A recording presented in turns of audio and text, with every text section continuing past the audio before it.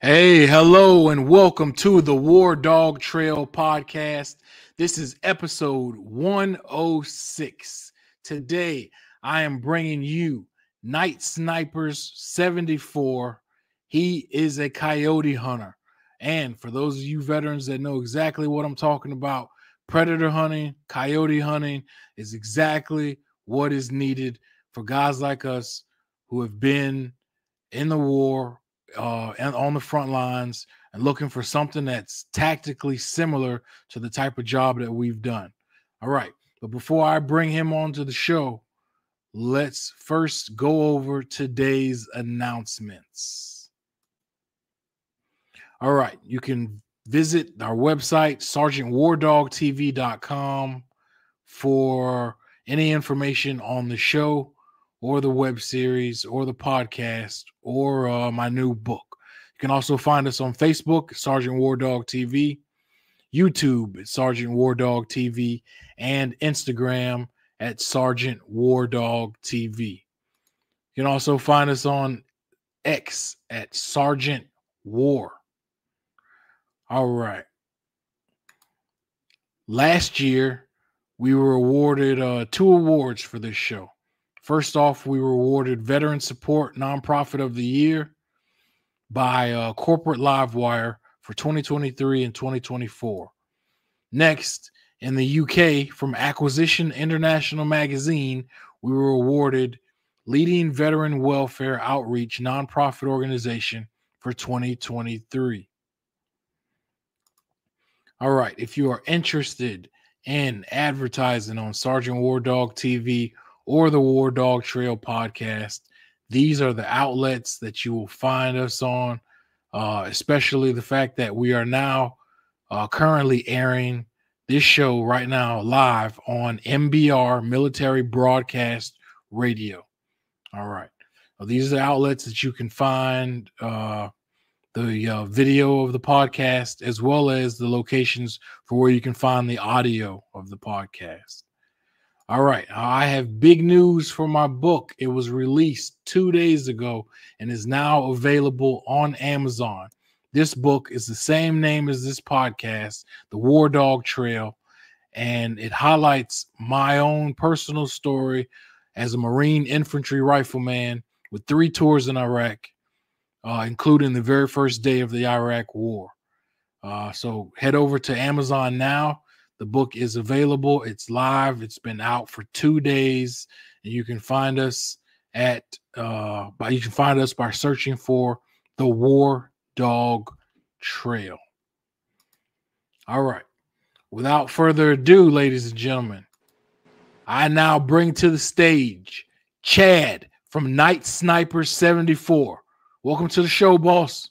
Hey, man. Thanks a lot. All right. All right. Now, I let everyone know already that you are a coyote hunter. Yes. That you are a tried and true predator hunter. In fact, I'm a big fan of yours, which is why I had to bring you on the show. All right. That's primarily what I do is, I see people that are doing amazing things in the outdoors, hunting, law enforcement, military, and I bring them to the show. And that's exactly what we did today. And I'm so grateful that you were able to take time out of your schedule to come on to the show. So thank you for being able to join us. No, thank you for having me, man. I really appreciate it. All right. Now, to start us off, let's go ahead and start talking about your background in hunting and with firearms, if you don't mind. No, not at all, man. I mean, I started at a very, very young age. I was out probably in my pull-ups out in the yard with a Red Ryder. You know what I mean? It was just like, you know what I mean? I live way up New York State. I live right on the Canadian border. It's way up in the northeast side. And so we got really, really good hunting opportunities up here for, coyote. We got big black bear up here. We got, nice white-tailed deer, everything else. But, my focus mostly is on that. And I started out, it was probably about, say about 15, probably about 15 years ago, 16 years ago. I really, really got into predator hunting, coyote, bobcat, fox, and stuff, and everything else. And You know, I started out, I didn't have the funds. I mean, you don't really need to blow a lot of money to start out.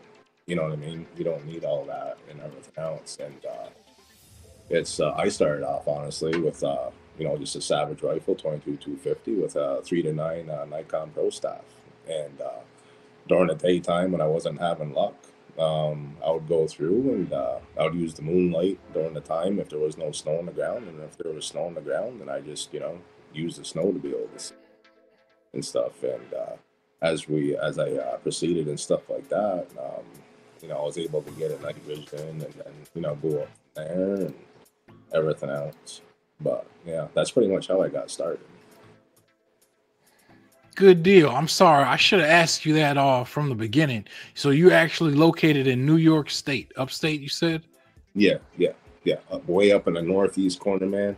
I mean, I'm so far up New York State, man. We see the illegals walking down the road. I mean, that's how close we are to the border. All right. Yeah, yeah, yeah. And it's, you know, it's funny, man. Is I'm out there, and the property that I hunt, I'm only like maybe 800 yards, maybe 1,000 yards from the Canadian border. You know, and Really? yeah, I'm like right there, and it's crazy. It's crazy. I mean, we're out there and stuff, and I mean, my buddy will call me up and say, "Hey, man, you know, we had the border patrol over here in the corner." And I'll be like, "What do you mean?" And he says, "Well, we had some illegals that came through," and I would say just in the past 2 or 3 weeks, man, we had probably about 14, 15 of them that came through there. And I would go down and check my spots, you know, because I got one spot that I keep, and I just like to bait it. You know what I mean? Up here, it's legal, you know, for predator hunting to bait them. And I have a local butcher that works with me. He, you know, gives me a jingle. He's like, "Hey, dude, you know, I got some scraps here for you. You know, pick them up." Good So deal. yeah, so I'll go out there and I'll bait them up and stuff. But the thing is you don't. I don't overbait them. You want to bait them to get them going, to get them started. You know what I mean? If you start overbaiting them, they're gonna take it. They're gonna drag it in the woods. You know what I mean? And they're gonna bury it. And then you're gonna be sitting out there, man. You know, you're like, yeah, you see tracks everywhere. You see everything going on. You gotta get all excited and you get out. Like, where's the coyotes?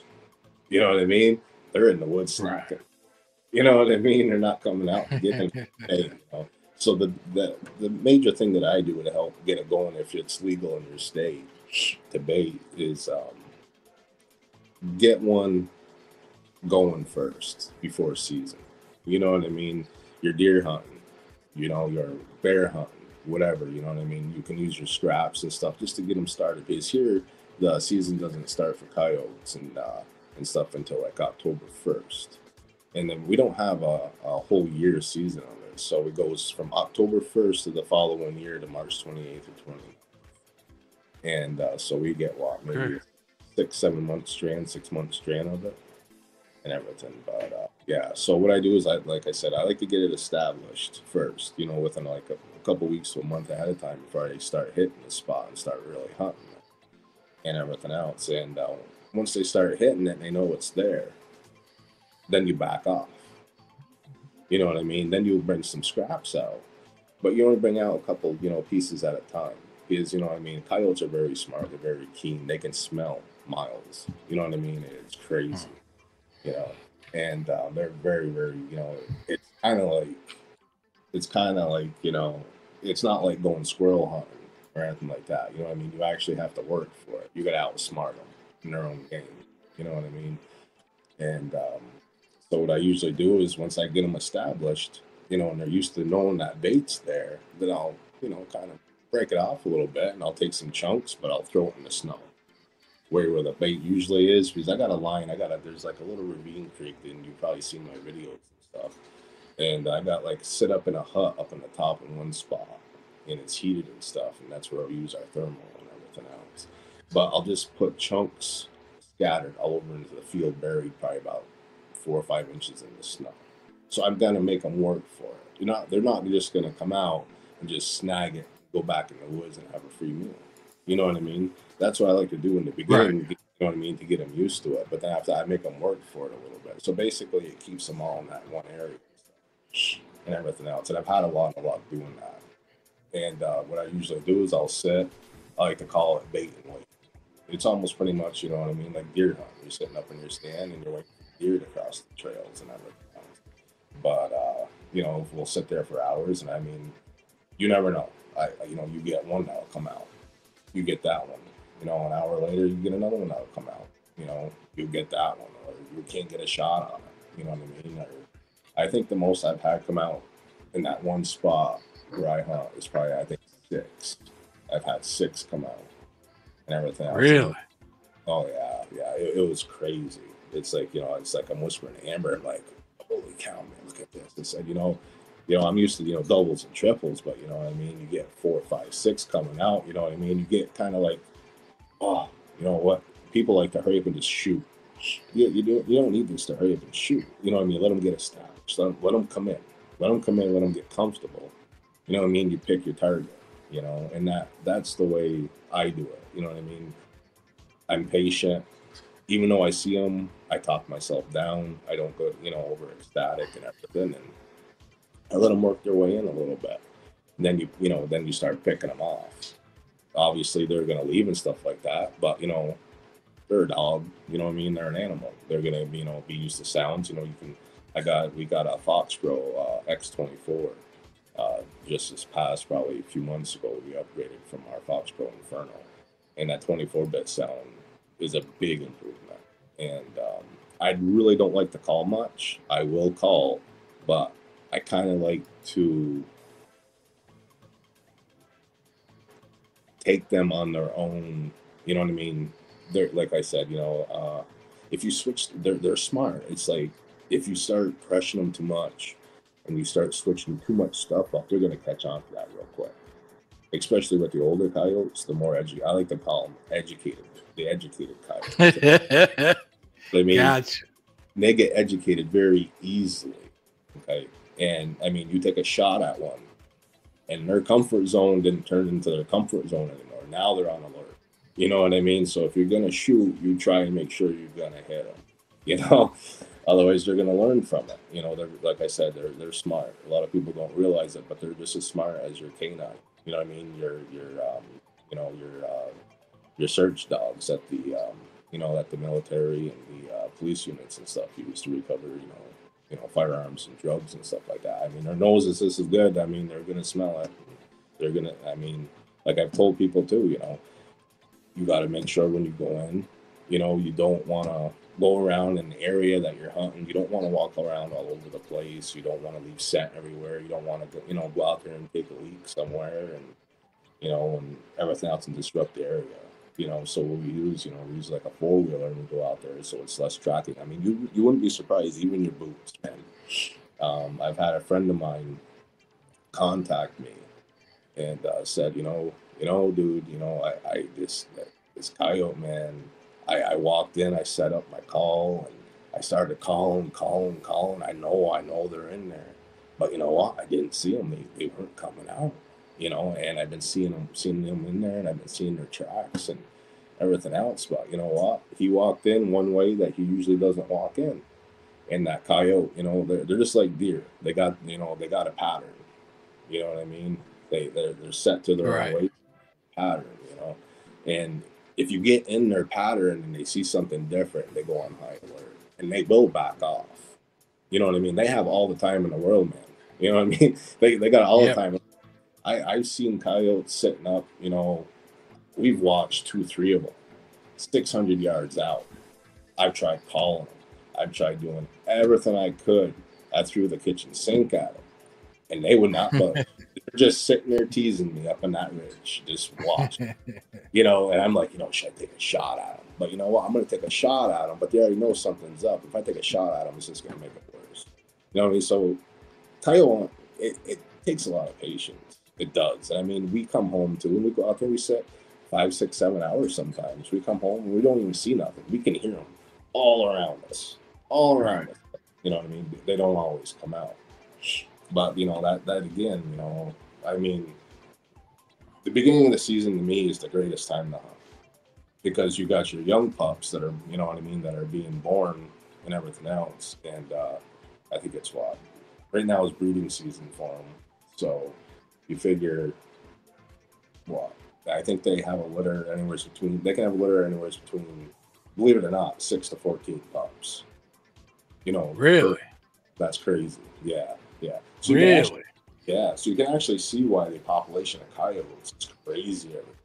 It's because it's not like they just have two or three. You know what I mean? Like a regular deer or bear or any other animal, you know, in the wildlife.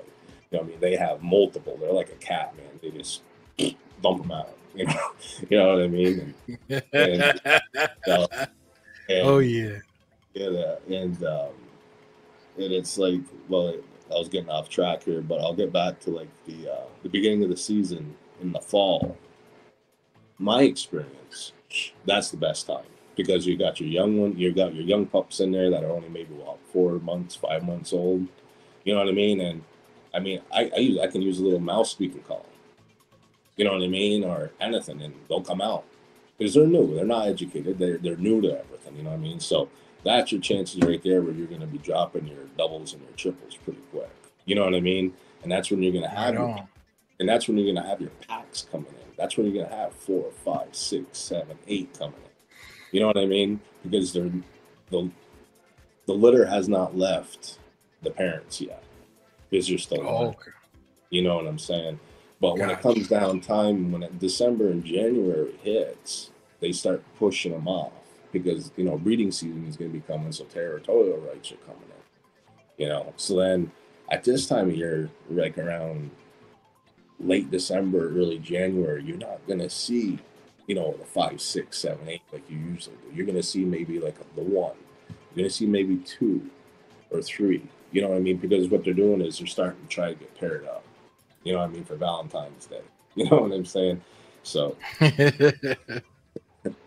so you know, so they can do their, you know, do their thing and they can multiply and everything else, and that's when they start doing that. So it gets a little bit tougher as the season goes on after you know the month of December and stuff, and you get into the January and the February, especially February and March is where it's really challenging. It's because at this time, a lot of hunters that are hunting out there have already, you know, harvested the younger pups. You know what I mean? And Right.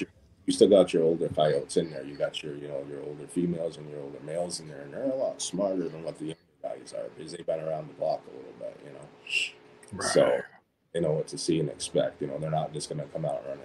I mean, there's times I've sat there, I've had bait out there, dude. I've had bait out there, and I've just watched a coyote in the woods. There's actually a video. You know, it was kind of comical because I had 3 or 4 of them, about yeah, 3 or 4 of them that lit up in the woods that are scattered around to my left. They're south and southwest. They're probably about 800 yards in the thicket, and I was watching there and I was looking and Athlon actually sent me their new thermal scope to help them to show off and promote for me to try out and do a little bit of review on it.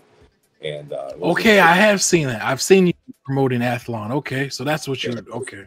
yeah, that was a new 640 that they came out with, the 5640 Athlon. Yeah, yeah, and I tried that out, and I mean that was really good.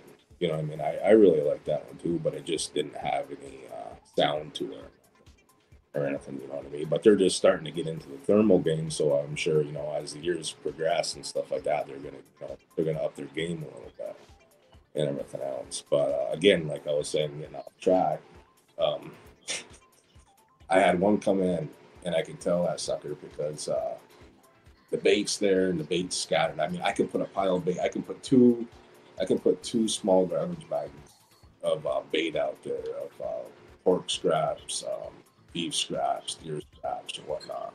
And the next morning or the next afternoon, I go checking it out with a 4-wheeler for tracking, just checking tracks and stuff and see what's in the area. It's gone. It is totally gone. It's scattered everywhere. It's pulled into the woods. And so this little sucker came out, but he wouldn't come out. He was actually in the woods and he was digging and stuff. So I go, look at this little turd. You know, he's in there and he's digging up a spot where he buried something. You know what I mean? So I actually did take a crack at him, and he was actually probably about 40 yards in the thicket, and he wouldn't come out. So I ended up getting that one. But see, these are the games that they play. People get frustrated and everything else, and they'll think the coyotes aren't there. I'm seeing tracks and this and that, you know, but they're just not there. But the thing is you're doing something to either alert them, or you're doing something that they know you're right there at that time. They don't feel comfortable, and if they don't feel comfortable, they're not going to make the presence. You know what I mean? You got to play the wind. Right. You got to play, you know, which way you come in. You got your younger generation. You got the coyote hunters that are just starting out and everything, which is great. You know what I mean? I think it's awesome. You know what I mean? Especially because of what the coyotes actually do. I mean, you got your people out there that are like so anti-hunters. You know what I mean? They're like against what we do, but they don't experience and they don't see what the predators, you know what I mean, actually do to the wildlife.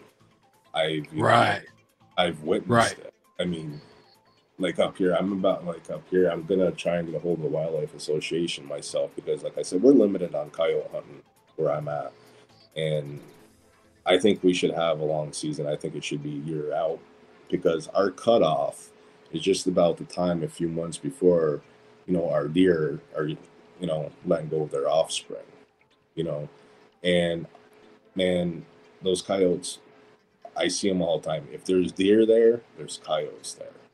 That's just the way it is. Because that's their main course. That's their, you know, that's their Snicker bar. That's their favorite food, you know, is a deer. And so they'll follow them around, you know, and they'll find them and stuff like that. And I've had it where I hunt a cornfield during the deer season, and I've gone and I've scoured for tracks and stuff to see if the big bucks are coming in that I've got on camera yet or whatever, if they're crossing through or whatnot. And I've gone down there, man, and I've seen, you know, like cameras, I've got pictures of the baby deer from that year, you know, from the year before that are still babies, you know what I mean? They're only, 6 months old, you know, and they depend on, you know, the other deer and stuff. And that's what the coyotes go after.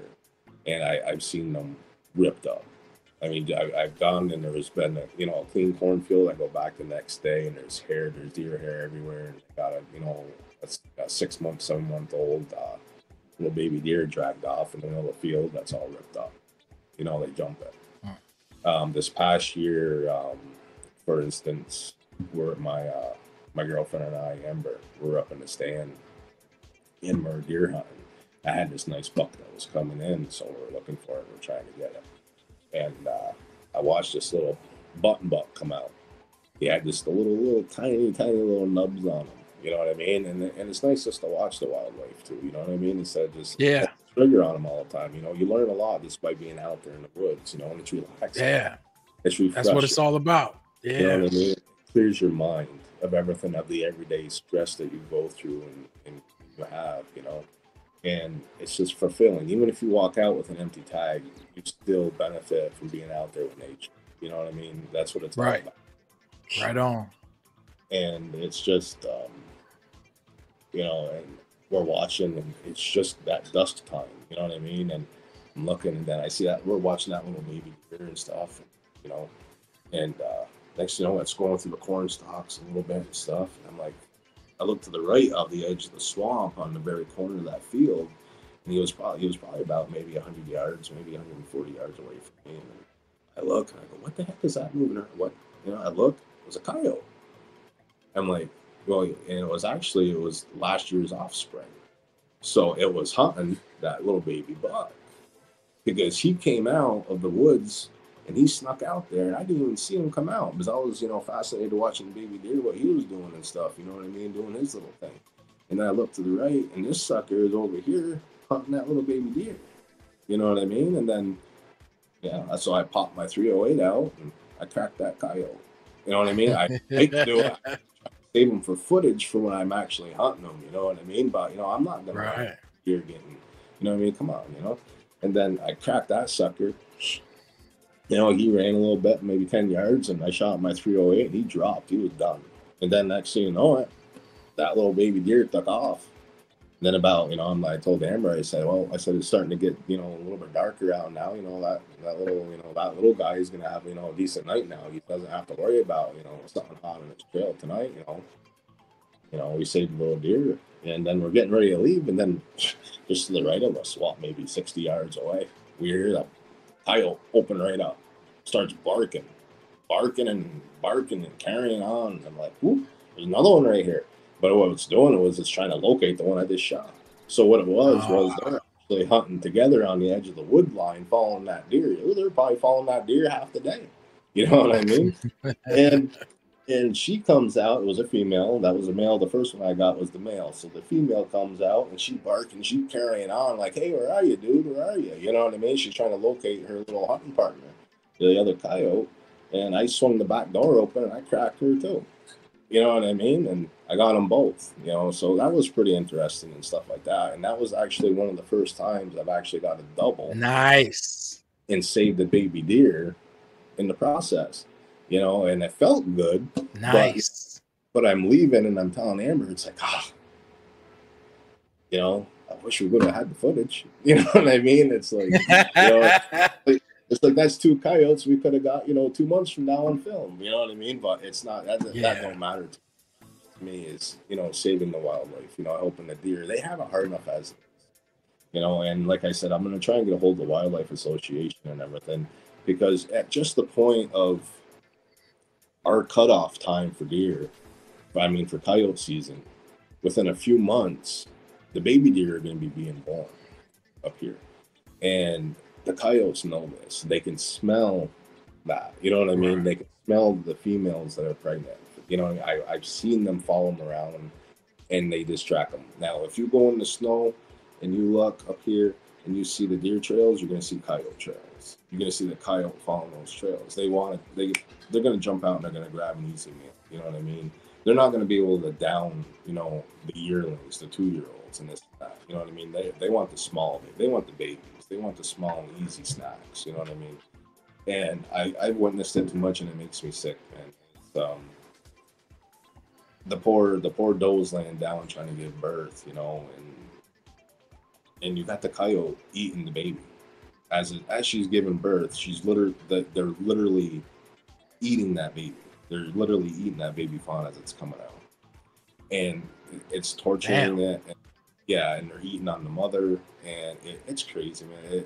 It's crazy how many deer you see, you know, half their legs chewed off, you know, they get the half their rump, you know what I mean, is eaten up, and then infection sets in, and it just, you know, eventually it'll kill them if the coyotes don't, you know. And I think the extent, like I said, I was gonna get a hold of the Wildlife Association, and I'm gonna try and extend, you know, the coyote hunting for up here in this parts, up here in well, where I'm from is up here in Clinton County, New York, and each county has different limitations and stuff like that. But I mean, there's no limitations on how many coyotes we take. We can hunt them day, we can hunt them night. I prefer nighttime. It's because they're at their most comfortable. You know what I mean? And you're less likely to be seen. And it's just, you know, your odds for night hunting and thermal hunting for at night are just very much higher than during the day. You know. So right on. Yeah. Right on. Oh, I want to ask you. About. You mentioned Athlon, right? Yeah. I got to run into Athlon Optics. I got to meet Athlon Optics while I was out at SHOT Show about 2 months, or almost 2 months ago. Nice. And you said you were using the 640. Yeah. Now, yeah. Were you do you advertise for them as an influencer, or did you? Well, no. How did that work? They actually there's a gentleman I talked to and stuff, and they have stuff. You know what I mean? And he'll contact me and be like, "Hey, dude, you know, I got this scope right here, and you know, it's new, or there needs to be some promotion being done." You know what I mean? I don't do it for money. I don't make any money after you know what I mean? Anything I do, I just help companies and stuff like that, and they give me their product, I review it, and I'll go out in the field and use it. And I'm not gonna lie about it, because you know I'm gonna be honest about it. If they have their flaws, I'm gonna tell them they have their flaws. You know what I mean? If they have something good, I'm gonna tell them it's something good. You know what I mean? I'm not gonna give any company out there prompts. I'm not gonna blind the community or the viewers that watch my stuff to try and get them to buy the stuff. You know what I mean? That's not what I'm about. You know what I mean? If I see a good product, I'll tell them I think it's a good product, but I'm also going to tell what I don't like about their product. You know what I mean? And the products that I do get, you know what I mean? They have a shipping label for return and stuff. And what I do is after I'm done reviewing it and I hunt with it a little bit and I tell them what I think, I ship it right back to them. So, you know what I mean? There's no profit. There's no nothing being made. I get to play with free, high tech stuff. You know what I mean? And I get to send it back. I don't got to pay for it. You know what I mean? But I don't get to keep it. Right on. Right on. Yeah. See, right there, I have to admit, I did not realize you are an influencer as much as you are. I didn't realize that until I just saw you. I just displayed one of your videos of you using that Athlon 640, and I really didn't realize that. So, hey, hats off to you and salute, bro. I didn't know you were also in the influencer game. That's cool. That's really cool. Yeah, man. Yeah, that's why. I mean, I ended up with an unfortunate vat, with an evat, and I'm 49 years old. And I ended up with PTSD and anxiety and stuff like that, and everything else. And I was basically put, I'm pretty much out of work. You know what I mean? I'm pretty much retired, should I say? Right. I was put in a really bad situation. I ended up getting hurt really bad at work and stuff. I had surgeries done and everything else. And I've had my left arm and my hand and stuff isn't what it used to be. And I have a lot of nerve damage, a lot of tendon damage, a lot of everything. I mean, it's pretty much here just for, I don't know, just say it's still there. You know what I mean? A lot of other people are less fortunate than I am. You know what I mean? They are. And then, like I said, I was put into a situation, at the same time also with, I ended up with PTSD and anxiety and panic. I was, sorry, I keep repeating myself, but, yeah, I was put in a situation, man, where... Oh, you're okay, bro. Take your time. Take your time, man.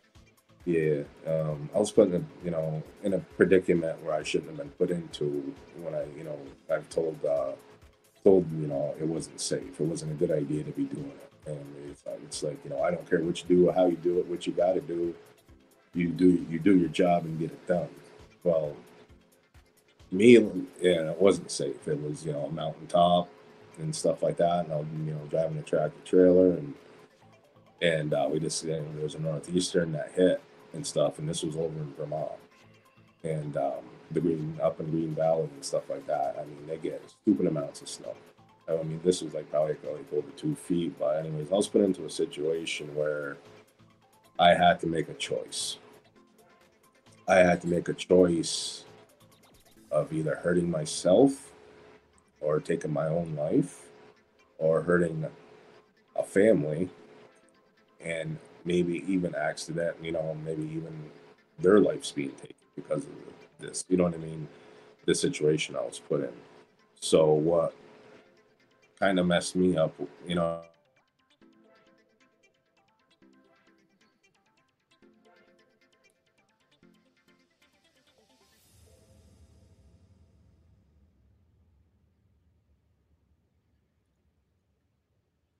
Uh-oh, hold on 1 second.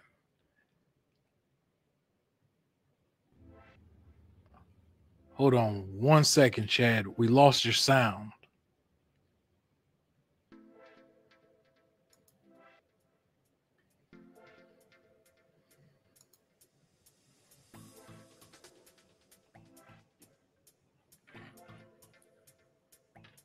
Hold on, Chad.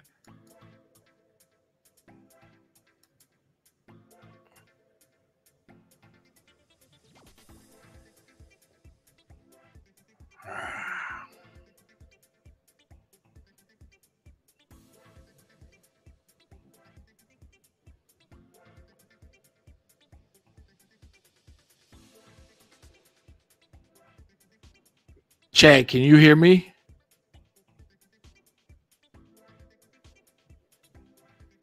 Can you hear me?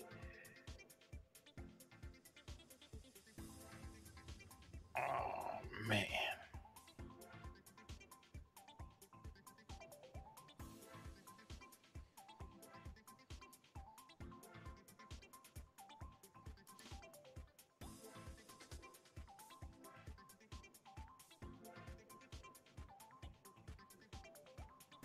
Hey, Chad, I lost your sound.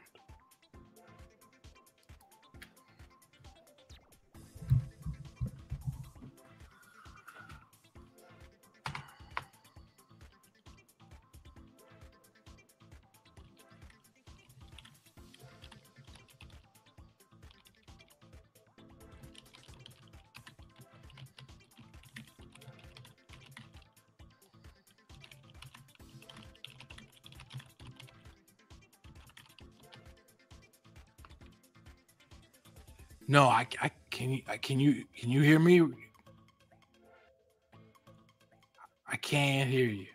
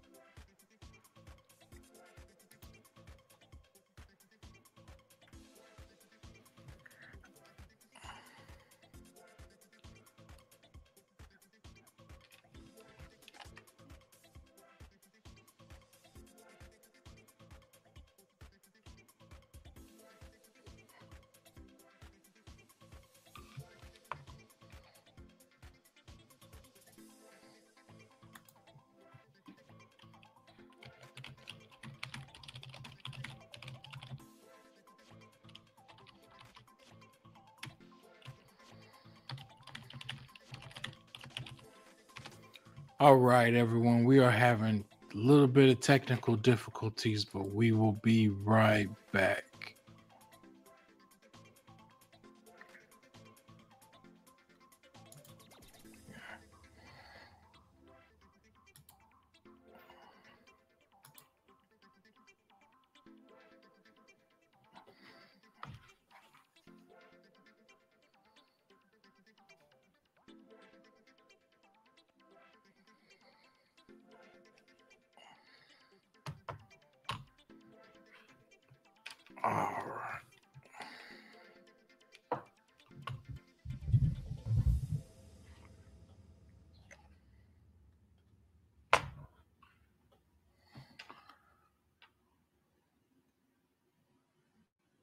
All right. All right. You can't hear me, right?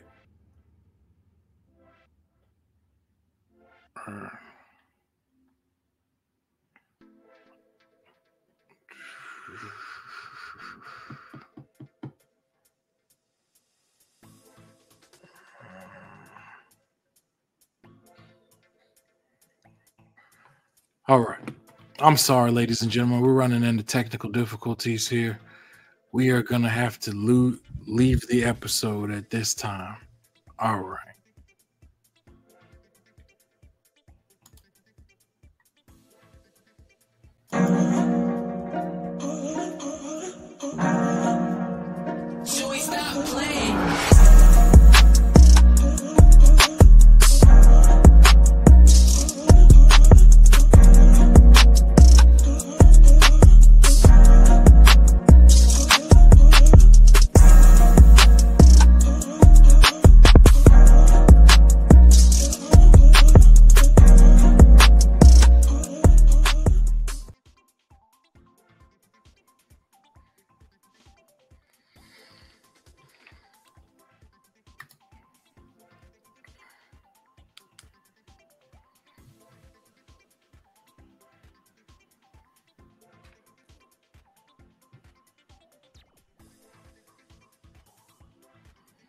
No. All right.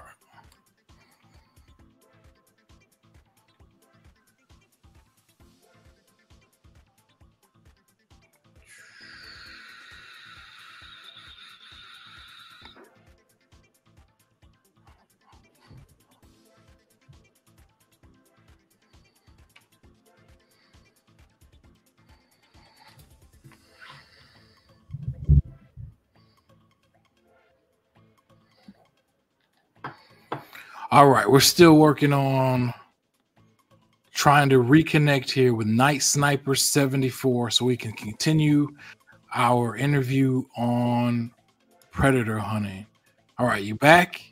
Yeah, man. Can you hear me okay? All right. There we go. I apologize, man. I mean, I was having phone calls coming in here and stuff, and I'm trying. Maybe that kind of messed it up a little bit. Okay, that's all right, man. That's all right. I'm just glad we could get you back. I apologize. No worries, man. Stuff happens. No worries at all. So whereabouts did you guys lose me at?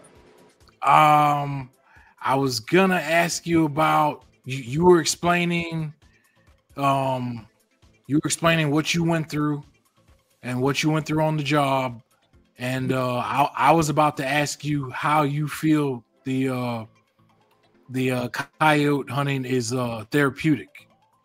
Yeah. Like I said, yeah, it is therapeutic. I mean, because the situation I'm in and stuff like that might, you know what I mean? I talk to a therapist, weekly, stuff like that. You know what I mean? And everything. And therapeutically, it helps me clear my mind, and I can forget about the things that are bothering me. You know what I mean? By being out there and stuff, and everything else. So that's what's therapeutical to me and stuff. But yeah. All right, definitely. Now, how about I saw because first off, I really love your videos, man. Your instructional videos. You explain things, you teach, you take your time. I really appreciate your videos. Would you mind talking about your particular style of coyote calling? Like I was looking at your video about coyote calling 101. Mm-hmm. Yeah. It all depends on the time of year. You know what I mean? If you got, like in the beginning of the year and stuff like that, like there's other places I go to. Like I help a lot of the farmers. You know what I mean? I get calls from the local farmers and stuff. Say, hey man, I got my cattle getting chased around. They're the fences are getting broke. They're coming in after the calves and all kinds of stuff. You know what I mean? So I go out, and I help these guys out. Like I said, this is all nonprofit. This is all just doing what I love to do and everything else. You know what I mean? And so I go out and I help, the farmers, and it's not just the wildlife. You know what I mean? Like I said, it's the local farming industry and stuff like that. I like to help out and everything, and it's just, yeah, you know.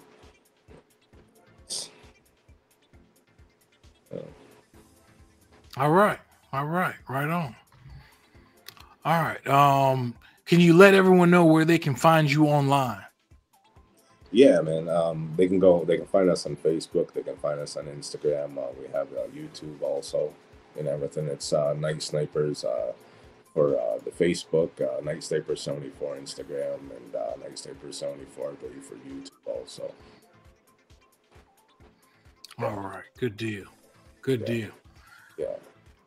But there's also too, like another thing I want to bring up too, if you don't mind, is for the people who get into the hunting, for the thermal hunting and stuff like that, and it can be really frustrating for them. It really can, because it can be expensive. You know what I mean?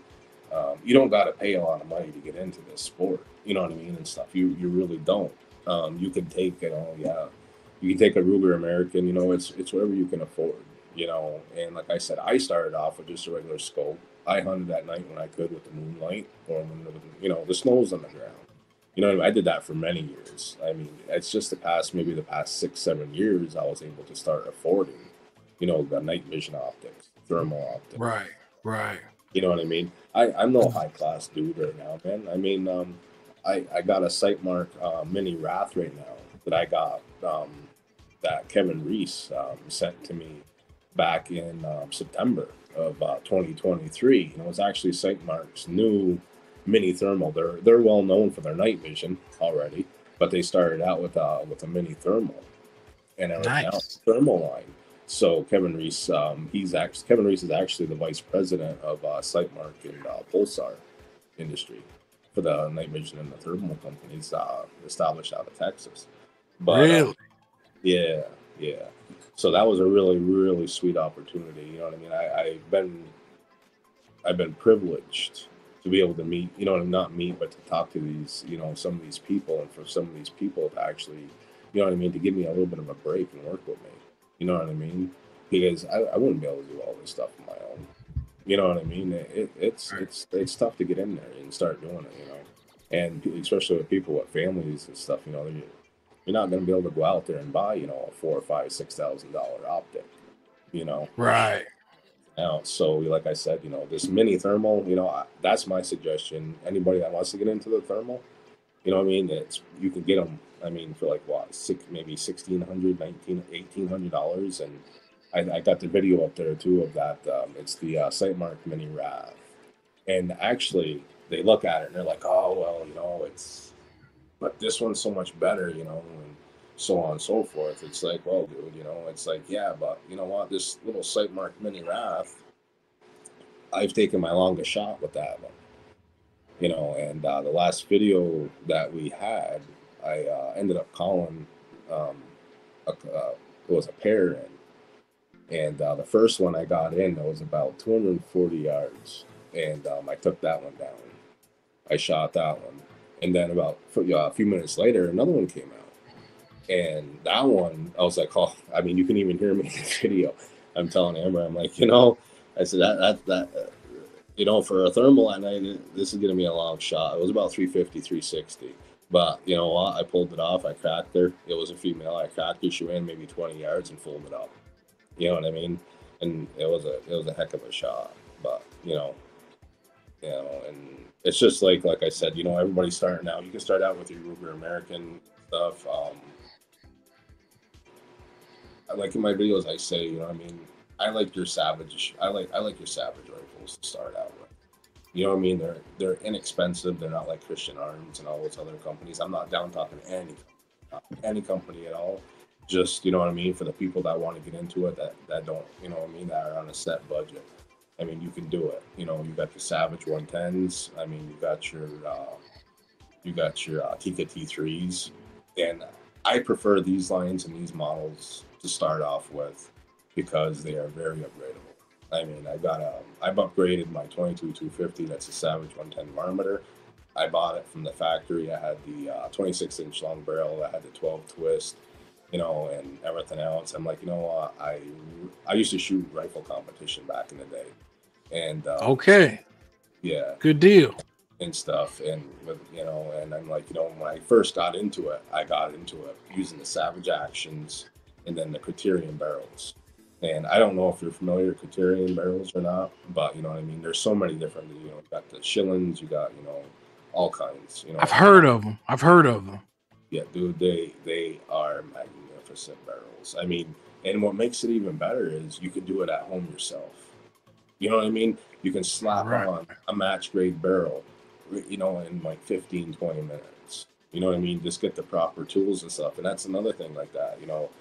I go through, you know, props to James and Heather at Northland Shooter Supply online at the NSS. You know what I mean? Now you contact these people, and if you're looking to upgrading your, you know, your rifle, your bolt action or whatever, they have everything. I mean, muzzle brakes, they have actions, they got the stocks, they got the barrels, they got the tools, you know, the go no go gate, everything you need to build your own, you know, bolt action. You know what I mean? And everything else, and that's the route that I took. So I got the Criterion barrel, I slapped it on there, and I mean, I got the 1-9 twist, I got the match grade varmint contour, and I mean, that sucker just flies. I reload my own bullets and stuff, and I mean, I got the 55 grain. That's my go-to load, is my 22-250 with the 55 grain Burger varminter. You know what I mean? And I got that one. I got that whistling probably about 3650 feet per second. Close to 37 per second. Yeah. Nice. Yeah. That's what I like, you know, and everything else. I mean, you got the guys out there, you know, that like the 17s or this and that, but you know, it's just, I like the velocity because, you know, you send it out there and it's the hydrostatic shock that drops. You know what I mean? And that's what you want. You know what I mean? Yeah. It's a coyote. They hurt other animals. They do this and that. But, you know, how I feel is whatever animal that you are hunting and that you're going to take down, they deserve the respect of a clean takedown. Right on, bro. You know what I mean? You get Right guys out on. there, and you know what I mean, that have their AR-15s, and that's why I consider that's why I stick with Bolt. You know what I mean? I'm not downing anybody with AR-15s. They're wild. They're fun. You know what I mean? They are. You know what I mean? But it's just, they get out there and they start pop, pop, pop, pop, pop, pop, pop. You know what I mean? They just get overexcited and they just start popping. You know what I mean? I just like to take my time, get a clean shot, and know that when I hit my mark, they're not going to suffer. You know what I mean? All right. Right on. That's the You, way to do it. yeah, A nice you have, harvest. yeah, you have to respect the wildlife, man. I mean,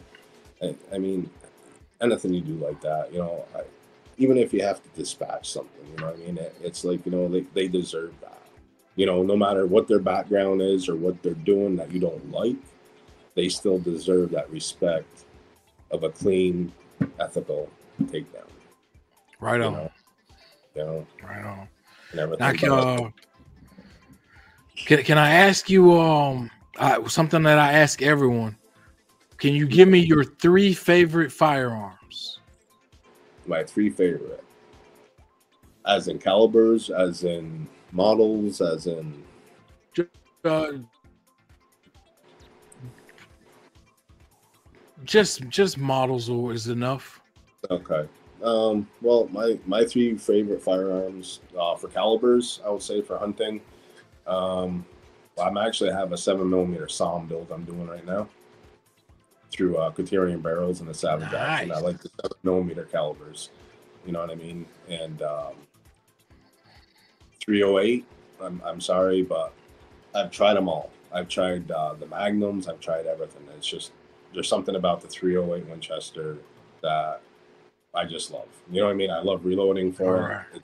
It's easy to tune, and I mean I've pulled off some heck of a shots with them, and I can get, you know what I mean.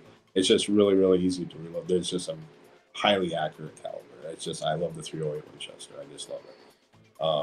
And for coyote hunting and stuff, I mean 22 250 is my go-to. Those are All right. probably my three rifles that I like. And actually, this summer, after I get done the 7mm SOM build, I'm going to be going out and doing some long range shooting. I'm going to be doing some filming for some long range shooting and stuff like that too. That it's going to be posted, and then I'm going to do some day hunts with it. We're actually going to try and go to Vermont, and because over in Vermont, it's a all year round coyote season over there, and that's just right next door to us. And I want to try and pull off, you know what I mean? Some, you see it on YouTube all the time. These guys are cracking coyotes 700-800 yards. You know what I Yeah. mean? And you know what I mean. So why not? You know what I mean?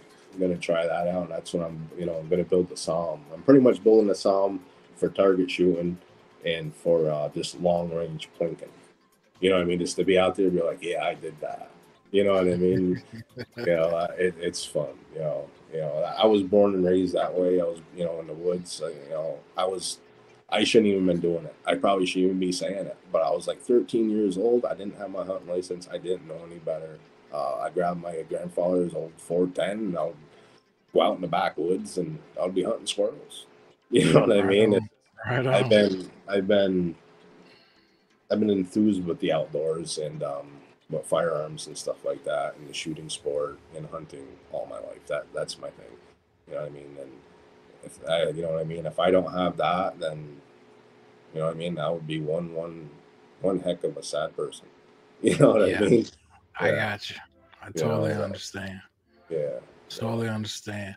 I will to wrap things up. Can you let us know what we can expect from you in the future from Night Sniper 74? Are you Well, gonna be filming more? yeah, yeah. Actually, we're going to be filming more. We're going to open up a little bit more. Also, we're going to include some other stuff besides just predator hunting. Um, Amber, my girlfriend, she's never taken a turkey yet. So turkey season's coming up around May 1st.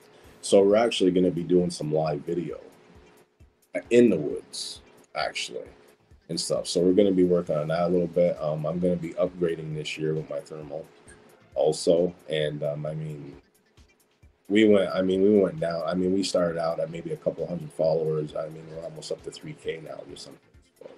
So it's something. Nice. So it's something that I enjoy doing. You know what I mean? And we're not. It's not just something we're gonna stop doing. It's something that I enjoy doing, and we're just gonna keep doing it. You know what I mean? And hopefully, one day my goal is to be, top. You know what I mean? One of the top tiers. You know what I mean? I like to be on the Sportsman channel someday. You know what I mean? I would like to go out. Yeah. You know what I mean? It's like I was actually talking to Amber. It's like, and like my therapist told me it's very therapeutic too that I should probably do it. We're thinking about going to Texas this summer and everything too, and going on a hog hunt. Nice. So I've hunted in Texas. Yeah, I want to try. I mean, dude, it's crazy. I mean, you got these guys with. I mean, it's crazy. You got these guys with the Jeeps, man, and they got these. Yeah, I mean, correct me if I'm saying it wrong. You know what I'm talking. It's the 12 barrel. Was it the Gallagher gun? The Gallagher gun? The twister. It'll spin. Yeah. And it's got like 8-9 barrels on it. You know what I'm saying? And it's Gallon? lasers. Gallagher gun, or it's the helicopter on helicopters or whatever they have them. They'll spin and they'll just shoot the bullets right out of them. Is it what's that? What's the name of that? I thought you were talking about a Gatlin.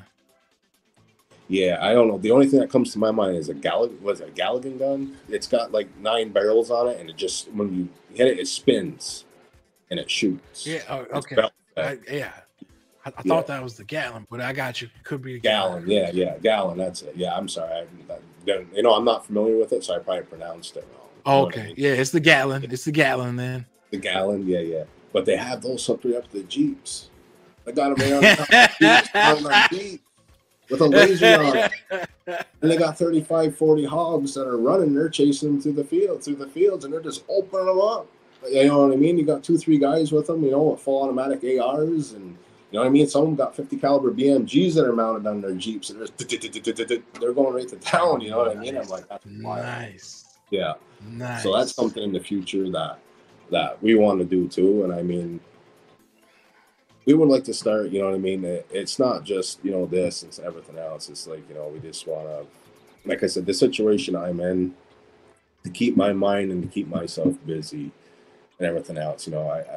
I've entered my passion of what I love to do and to share it with people, and you know what I mean, and to help people with it also. You know what I mean? Like the new generations that are coming along. You know what I mean? It's like, I don't care if I've been doing this for 40 years and this new kid comes to me, or this new person comes to me and says, hey man, I got a question. I'm not going to laugh at this person, because you know what? We all started there.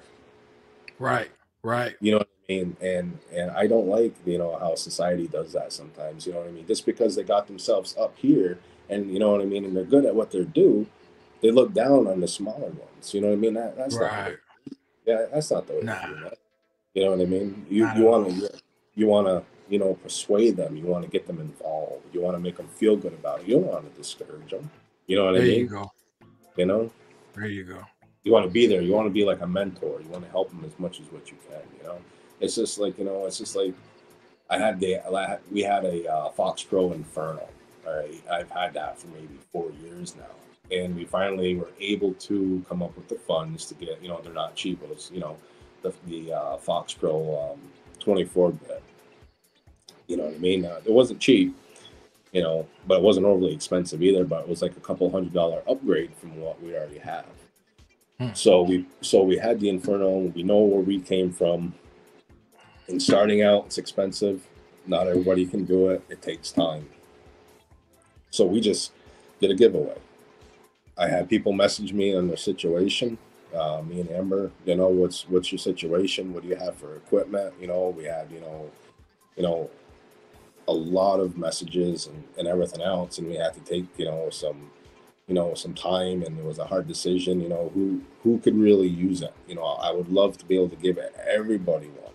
You know what I mean? Because you feel bad by just picking one person when you see, you know what I mean? But you pick the person that could use it the most. You know what I mean? This, you know what I mean? And so, anyways, what we did was we picked a family out of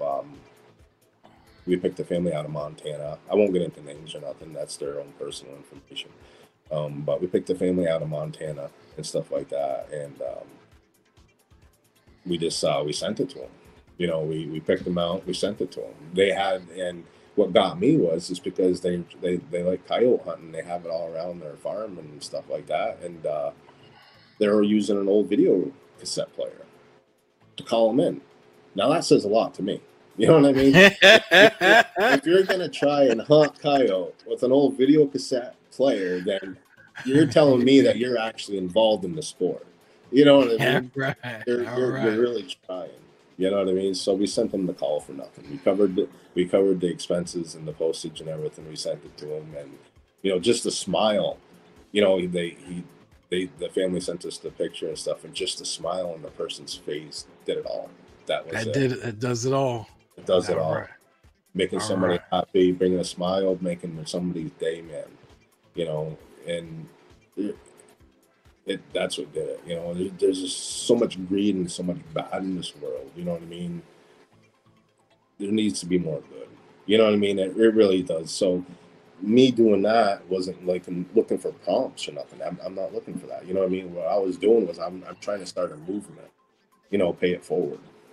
Nice.